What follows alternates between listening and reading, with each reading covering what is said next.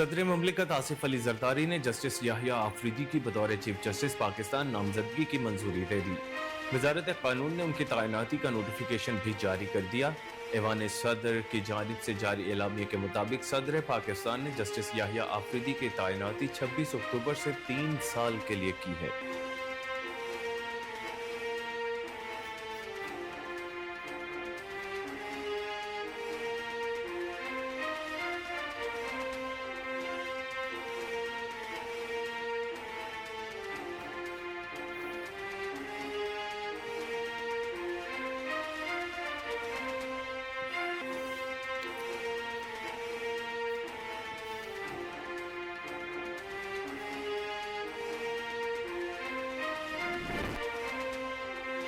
Chief justice قاضی فائز عیسیٰ اور نئے chief justice یحییٰ آفریدی کے درمیان اہم ملاقات۔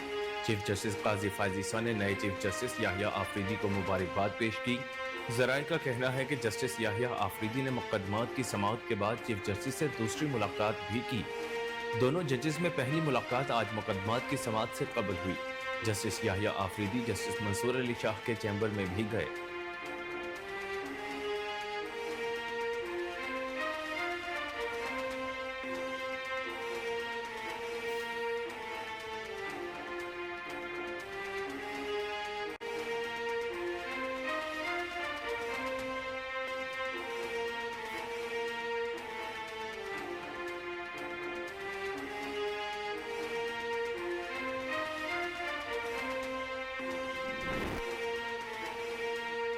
26ویں آئینی ترمیم کے قانون بننے کے بعد سپریم کورٹ نے برطرف ملازمین کی بحالی کی درخواستیں آئینی بینچز کو بھیج دیں۔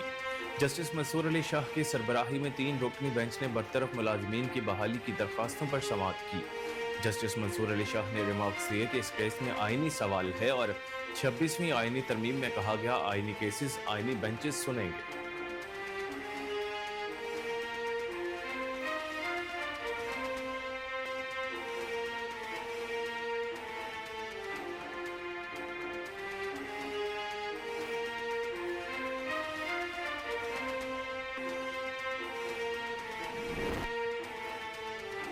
چھبیسویں آئینی ترمیم سپریم کورٹ میں چیلنج کر دی گئی۔ درخواست گزار نے موقف اپنایا کہ ترمیم آئین کے بنیادی ڈھانچے اور اختیارات کی تقسیم کے خلاف ہے۔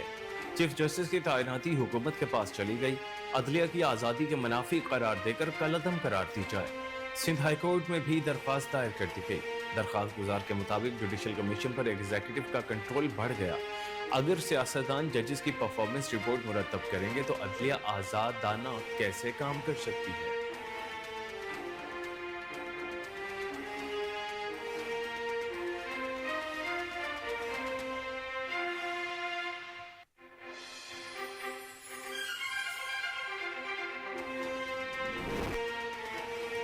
وفاقی کابینہ نے national cyber crime investigation agency rules کی منظوری دے دی۔ وفاقی کابینہ کی منظوری کے بعد 11 ماہ بعد بالآخر نیشنل NCCIA پورے اختیارات کے ساتھ فعال ہو گئی۔ سائبر کرائم کے خلاف سخت کارروائی اور ڈیجیٹل رائٹس کے تحفظ کا آغاز ہو گیا۔ ریاستی اداروں اور سرکاری شخصیات کے خلاف پروپیگنڈے پر کارروائی ہوگی۔ سائبر کرائمز میں ملوث افراد کو 5 سے 15 سال تک قید اور جرمانے کی سزا ہوگی۔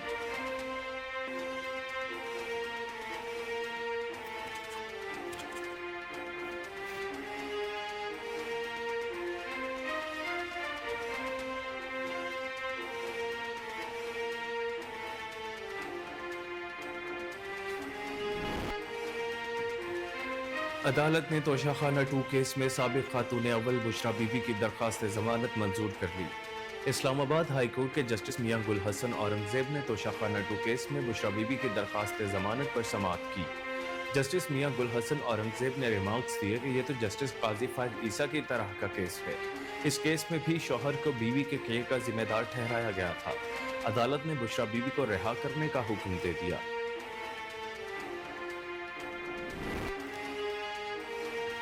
صدر مملکت آصف علی زرداری نے کہا ہے کہ پاکستان میں جمہوریت کی بحالی میں بیگم نصرت بھٹو کی خدمات ناقابل فراموش ہیں۔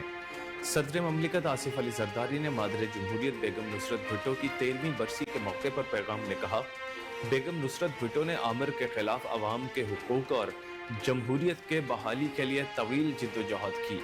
انہوں نے مشکل میں دور میں پاکستان پیپلز پارٹی کو قیادت فراہم کی۔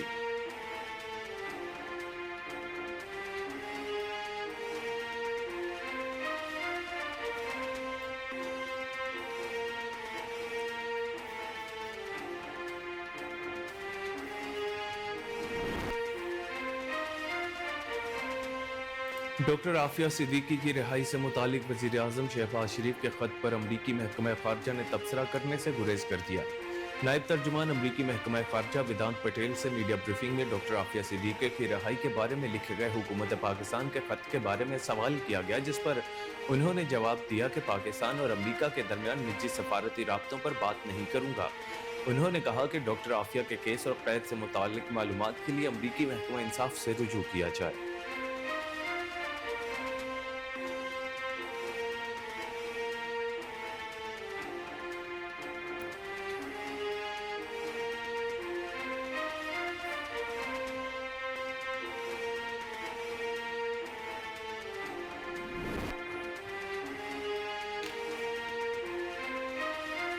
اسموگ کے خطرے کی گھنٹی بجا دی، لاہور دنیا کا آلودہ ترین شہر بن گیا۔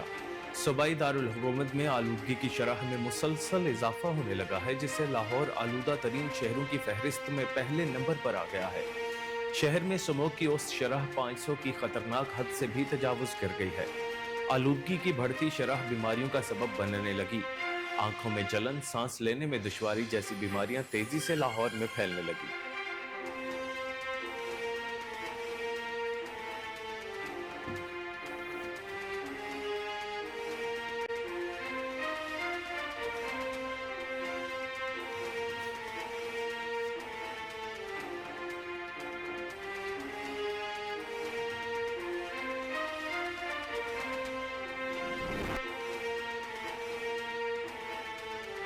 وزیر خزانہ محمد اورنگزیب نے کہا ہے کہ ترقی پذیر ممالک پر قرض کے بڑھتے بوجھ جیسے کلیدی مسائل کو حل کیا جائے۔ واشنگٹن میں G24 وزراء اور گورنرز کے اجلاس سے خطاب کرتے ہوئے انہوں نے موسمیاتی تبدیلیوں اور آبادی کی بڑھتی ہوئی شرح پر قابو پانے کے لیے انسانی ترقی کے لیے کارفرما اداروں کی مشترکہ کوششوں پر زور دیا۔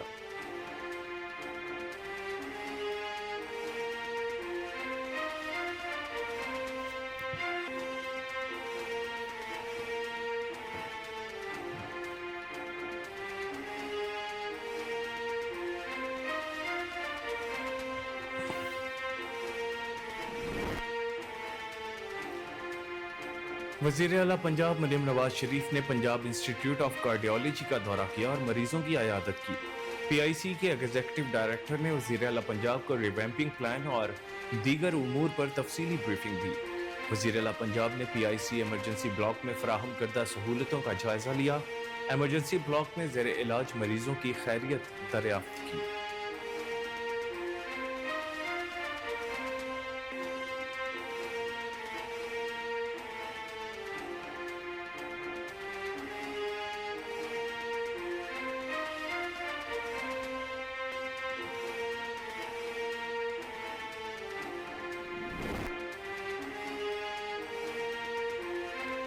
راولپنڈی میں تعینات پنجاب پولیس کی افسر بینش فاطمہ نے بین الاقوامی ایوارڈ اپنے نام کر لیا۔ صدر انٹرنیشنل ایسوسی ایشن of chiefs of police IASP نے بوسٹن میں SP بینش فاطمہ کو بین الاقوامی ایوارڈ برائے IACP 2024 سے نوازا۔ IG پنجاب عثمان انور نے انہیں دنیا بھر میں پاکستان کا نام روشن کرنے اور عالمی ایوارڈ جیتنے پر مبارکباد دیتے ہوئے کہا کہ SP بینش فاطمہ پنجاب پولیس کا قیمتی سرمایہ ہے۔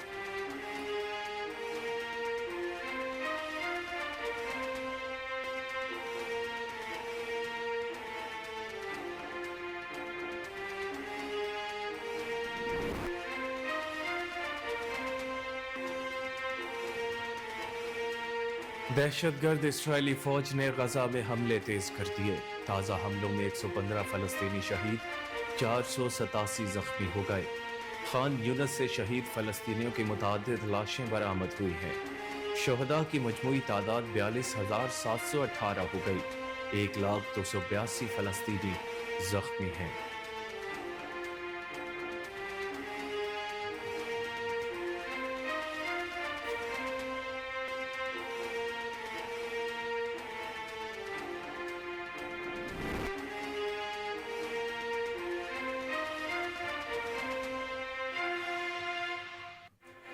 غزہ میں حماس نے اپنی سربراہ یحییٰ سنوار کی شہادت کے بعد نئی قیادت کا اعلان کر دیا۔ غیر ملکی خبر رساں ادارے کے مطابق حماس نے اسماعیل ہانیہ اور یحییٰ سنوار سمیت اعلیٰ رہنماؤں کی اسرائیلی حملوں میں بے درپے شہادت کے بعد پرانی حکمت عملی اپنانے کا فیصلہ کرتے ہوئے تنظیم کی قیادت 5 رکنی کمیٹی کے سپرد کر دی۔ 5 رکنی کمیٹی میں خلیل الحیا، خالد مشال، ظاہر جبرین، شورا کونسل کے سربراہ محمد درویش اور 5ویں نامعلوم شخصیت ہیں جن کا نام ابھی نہیں بتایا گیا۔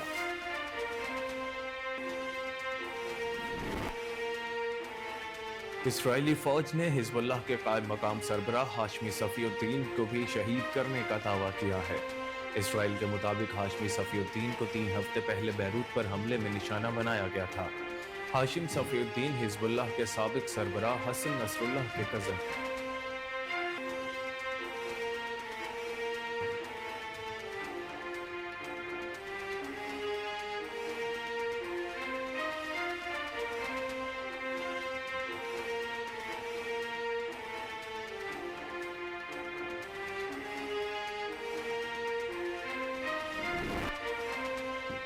انگلینڈ کے خلاف فیصلہ کن میچ سے قبل پاکستان کے فاسٹ باؤلر میر حمزہ انجری کا شکار ہو کر راولپنڈی ٹیسٹ سے باہر ہو گئے۔ ذرائع کے مطابق میر حمزہ معمولی انجری کا شکار ہیں، انہیں کمر کے نچلے حصے میں درد ہو رہا ہے۔ میر حمزہ نے دونوں پریکٹس سیشنز میں حصہ نہیں لیا، صرف معمولی واک اور آرام کیا۔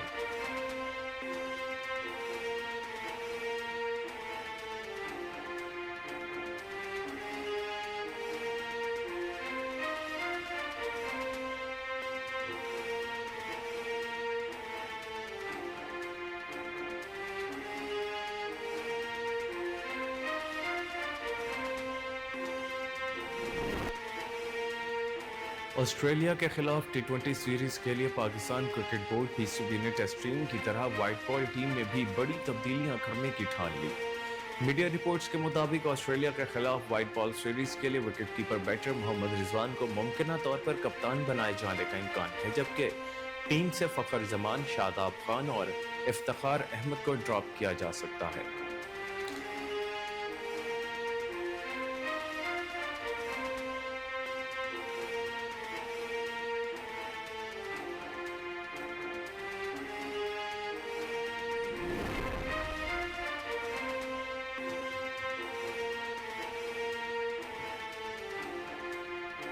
ارجنٹائن کے عالمی شہرت یافتہ فٹ بالر لیونل میسی پہلی بار اپنے سینے پر کیمرہ پہن کر فٹ بال میچ کھیلیں گے۔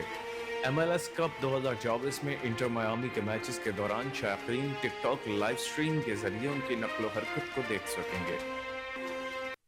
السلام علیکم، کوہ نور نیوز کے ساتھ میں ہوں کامران اکرم۔